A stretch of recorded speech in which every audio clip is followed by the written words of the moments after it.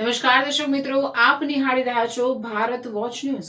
હું છું મેઘા અગ્રાવત અને સમય થયો છે આજના મહત્વના સમાચાર પર એક નજર કરવાનો।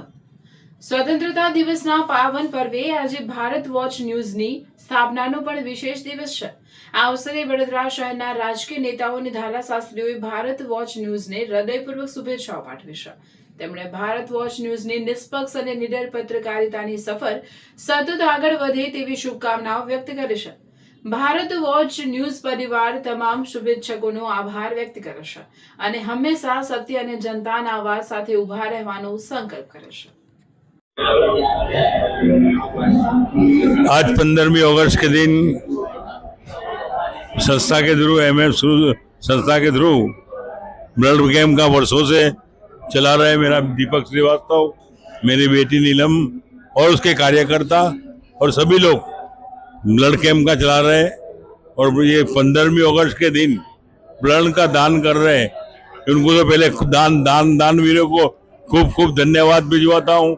देश को आजाद करने वाले ऐसे वीर जिसने जान गुमावी और देश को आजाद किया, ऐसे आजाद करने वाले को भी खूब खूब अभिनंदन भिजवाता हूँ मैं कि आपके थ्रू हिंदुस्तान आजाद हुआ है। आपके थ्रू आज ब्लड कैंप चल रहा है और लोगों ने जान दिया है, दिल दिया है, तो हम भी दिल देंगे, जान भी देंगे और वतन के लिए कुर्बान भी होंगे।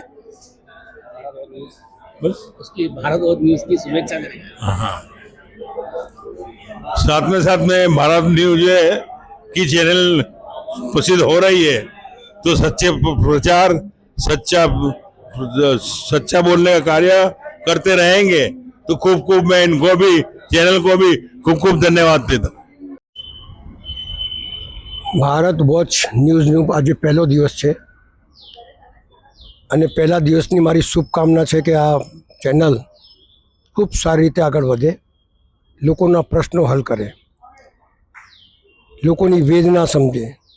કારણ કે ચેનલ તો ચાલે છે પણ એના મીડિયામાં જ્યારે લોકો જ્યારે લેવા જાય છે ચેનલને ન્યૂઝ, ત્યારે એમના જીવનનો બી ખતરો હોય છે। એટલે પહેલો દિવસ છે એટલે કહે છે ને કે કોઈ બી શરૂઆત, એક વૃક્ષ બી રોકવું હોય તો એના સૌથી પહેલાં બીજ નાખવું પડે। કોઈ બી વસ્તુની શરૂઆત કરવી હોય તો એની થોટ, એની વિચારધારા, એની મક્કમતા, એ કઈ રીતે આગળ વધે અને ઘણી મુસીબતો સામે આવે તેને કઈ રીતે પાર પાડવી, એ બધા વિચારો કરી અને જ્યારે ચેનલ ચાલુ કરો છો ત્યારે મારી શુભકામના એટલા માટે છે કે આ ચેનલ અને ચેનલની સાથે લોકોના પ્રશ્નો ગંભીરતાથી અને લોકોને આવતી તકલીફોને સહન કરો, લોકોની વેદનાઓને વાચા આપો અને ચેનલ ખૂબ આગળ વધે એવી મારી શુભકામના છે। આજના દિવસે અને આજે પવિત્ર દિવસ એટલા માટે છે કે જે જગ્યા પર આઝાદીના અનુભવ આપણે લઈ રહ્યા છે, એ આઝાદી 80મા વર્ષ જ્યારે પ્રવેશ કરતા હોય તો આ દેશના હજારો લોકોએ લાઠી ખાધી, ગોલી ખાધી, ફાંસીને માથા પર ચડાવ્યા। અને મુખ્ય સૂત્રધાર ગાંધી, જેને પોતાના જીવનને આ દેશ માટે સમર્પિત કર્યું। આઝાદી આવ્યા પછી એક દિવસ પણ સત્તા ભોગવવા માટે નહીં રહ્યો એ વ્યક્તિ, ત્યાગ, તપસ્યા અને બલિદાન, સત્ય અને અહિંસા પર ચાલનારો વ્યક્તિ, જેને સત્ય અને અહિંસા પર આઝાદી લીધી। ઘણી તકલીફો પડી પણ આઝાદીની લડાઈ છોડી નહીં। ક્વિટ ઇન્ડિયા, દેશ છોડો, અને એક દિવસ અંગ્રેજોને દેશ છોડાયો। એ અંગ્રેજો એની સામે બોલતા હતા, ગોળી વાગતી હતી। ગાંધીજી હોય, સરદાર વલ્લભભાઈ પટેલ હોય, મૌલાના આઝાદ હોય, લાલ બહાદુર શાસ્ત્રી હોય, તમામ નામી અને અનામી લોકો, ક્રાંતિકારીઓ, ભગતસિંહ, સુખદેવ, રાજગુરુ, ચંદ્રશેખર આઝાદ, એવા તમામ વિભૂતિઓ આ દેશની આઝાદીની લડાઈમાં જોતરાયા। ભગતસિંહને એક દિવસ પહેલાં ફાંસી આપી, એમના શરીરના ટુકડા કરી દીધા, દૂર જંગલમાં જઈને એમની અંતિમ ક્રિયા કરી। और एमनी माँ जયારે मरवा आई ત્યારે वो कीधु कि तुम मत आना, क्योंकि तुम्हारी आंख में से आंसू निकलेंगे और वो मैं देख नहीं सकता हूँ। आज़ादी की लड़ाई के लिए बलिदान दिया जाता है, रोया नहीं जाता है। આવી વાત કરનારા લોકો જેને દેશ આઝાદ કરાયું, આટલા માટે નહીં કરાયું કે ભ્રષ્ટાચાર કરો, એટલા માટે નહીં કરાયું કે તમે જુલ્મ કરો લોકો ઉપર। આ बाबा साहेब आम्बेडकर ने संविधान नहीं बनाયું कि हर छोटे से छोटे व्यक्ति को आज़ादी की लड़ाई लड़ने का हक है। हर हर वो चीज़ जो सबको मिलती है, न जात न पात न कोई नहीं, सब एक है और सब ये देश के बच्चे हैं और ये बच्चे ये देश की मजबूताई के लिए आगे बढ़ेंगे। ये सपना, ये कल्पना आज़ादीનો પહેલો ઝંડો ફરકાયો ત્યારે એવું કીધું હતું કે આ દેશ કે અંદર કોઈ આદમી ભૂખા નહીં સોएगा, લેकिन આજે 80 વર્ષ પછી પર આ તમાશો જોવા મળે છે ત્યારે દેશની કેટલી કેટલી તકલીફ છે સમજો વિચારે। એટલે મોટી મોટી વાતો કરવી, मोटा मोटा सपना देखाड़ा, पर कांग्रेस पार्टी ने ऐसा नहीं करा है। हर छोटे आदमी को उठाने की कोशिश करिए અને જાત પાતથી દૂર રહી છે।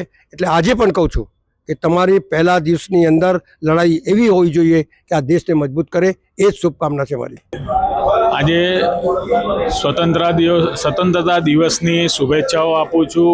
આજે નવીન ચાલુ થયેલ ભારત વોચ ન્યૂઝ ચેનલને પણ ખૂબ ખૂબ શુભેચ્છાઓ કે આવનાર દિવસમાં વડોદરા શહેરના જિલ્લાના તમામ નાગરિકોને લગતા પ્રશ્નોને સચોટ રીતે વાચા આપે અને ઉજાગર કરે અને એક લોકશાહીના ચોથા સ્તંભ પ્રમાણે જે પ્રમાણે પત્રકારો કામ કરે છે એ પ્રમાણે આ ચેનલ પણ નાગરિકોના હિતનું ધ્યાન રાખીને સફળતાના શિખરો સહી કરે એ પ્રમાણેની શુભેચ્છા આપું છું। આઝાદી પર્વને સર્વજનોને ખૂબ ખૂબ શુભેચ્છાઓ અને ભારત વોચ ન્યૂઝ એમને પણ ખૂબ ખૂબ શુભેચ્છા પાઠવું છું। અપેક્ષા રાખું છું આગામી દિવસમાં સત્ય અને તથ્ય જીરો બેલેન્સથી બતાવે અને પ્રજાને જાગૃત કરે। પહેલા તો આઝાદીના 80 વર્ષ પૂર્ણ થયા છે, તો સમગ્ર દેશવાસીઓને આ આઝાદીના પર્વની હાર્દિક શુભકામનાઓ પાઠવું છું।